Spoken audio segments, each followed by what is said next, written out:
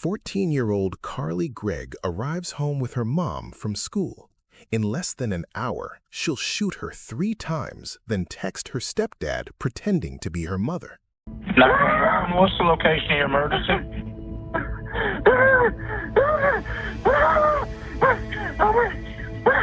I went to 14. I don't know what happened. My wife is dead. What's daughter tried to shoot me? Your daughter tried to shoot you? Yeah. She ran out shooting at me. What's her name? Carly Gregg. Carly Gregg? Does she still have a gun on her? I took it from her. She ran. You took it from her and she ran? Yes, sir. She was screaming something at me I couldn't understand. I locked the door. She's outside. I don't know what's going on. How old is she? 14. First responders arrived at this quiet Mississippi home. What they found inside was beyond anything they expected.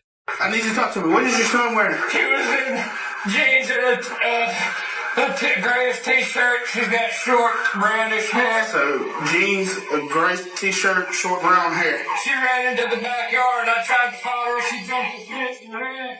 She shot me in the neck. It's okay. Does she still have the gun? It's on the kitchen counter, I think. Officers found Carly walking down a nearby street. She quietly admitted to the shooting. Actually, look, let me step out real quick for me. Alright, so what I'm going to do is I'm going to move them around to the front of you, okay? I'm going to move the handcuffs around to the front of you. Okay. Alright, so what we're going to do here is we're going to swab your hands, okay? Right. I'll ask you a bunch of questions, but obviously you fired with a pistol, correct? I need you to hold your hand out like this. I'm going to do your right hand first, okay? It's your right hand. Like that. It's a GSR. It shows which hand did you shoot with. Okay. All right. Is my stepdad okay? I don't know, baby. I can't talk to you about Oh, here. I'm just... Are you okay? Yeah. Detectives discovered security cameras throughout the house. The footage revealed everything. Watch closely. Carly heads straight to her parents' bedroom and retrieves a loaded .357 Magnum from under her mom's mattress. She hides it behind her back, checks the kitchen, then walks into her bedroom where her mother is waiting. 3 shots ring out. Minutes later, she texts her stepdad using her mom's phone. "When are you coming home, honey?" Told her friend, she said, I put 3 in my mom. I've got 3 more for my stepdad. He's on his way home now. And so she told her friend to go out and hide in the backyard until her stepdad got home and she could finish the job with him. An hour later, Heath arrives home from work completely unaware. The moment he walks through the door, she fires. The bullet hits his shoulder, but he wrestles the gun away before she can shoot again. She was screaming something at me I couldn't understand. I locked the door. She's outside. I don't know what's going on. Which way did she run off to? She ran into the backyard and went over a fence. Earlier that day, her mom discovered Carly was secretly vaping and using marijuana. Was that enough to trigger murder? Detectives found her journal from a week before the shooting.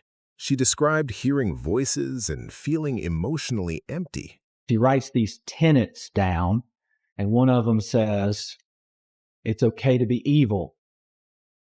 There is no God. Heaven and hell are fake. Love is important. You don't need family. Carly rejected a 40-year plea deal and went to trial. The prosecution argued premeditation. The defense claimed insanity.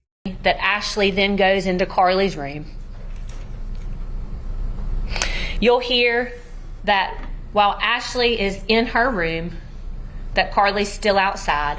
At some point, Ashley finds what law enforcement believe to be the 4 boxes that contain vape pens. Testimony will be that we believe she carried them from Carly's room to her bedroom, went back to searching Carly's room. The evidence will show that almost immediately upon Carly coming inside the house, that she walks straight to her parents' bedroom, that she goes straight to her mom's side of the bed and removes a .357 Magnum from under the mattress. We believe the testimony will be that then she concealed that .357 Magnum behind her back. As she walked through the kitchen, she peeks her head around. We believe the testimony will show that she peeks her head around the kitchen to make sure that her mom hasn't come out of her bedroom.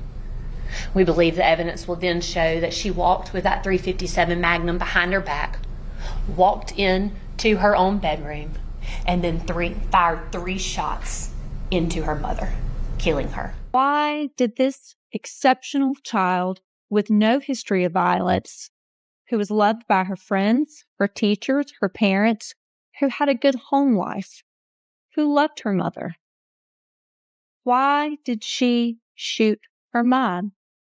Why did she shoot at her stepfather? In all the time that you've known Carly, would you describe her as callous? No. Would you describe her as calculating? No, except with math. Would you describe her as diabolical? No. How would you describe Carly? She's just a sweet little girl ever since I've known her. My initial thoughts were she was terrified, scared out of her mind. I still, to this day, don't think she ever even recognized me. Something was wrong there. I don't know what, but something was off. Was there a period of time in which Carly's mental health issues began to be more significant? Yes. Can you tell us about that? So beginning from around the age of 9 or so, what Carly reported was that she began to feel depressed, that the auditory hallucinations, meaning that she was hearing voices, that those continued.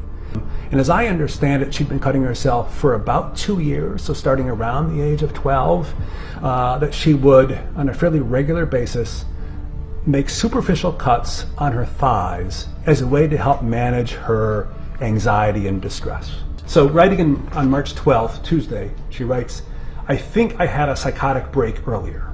The whole ordeal was quite silly.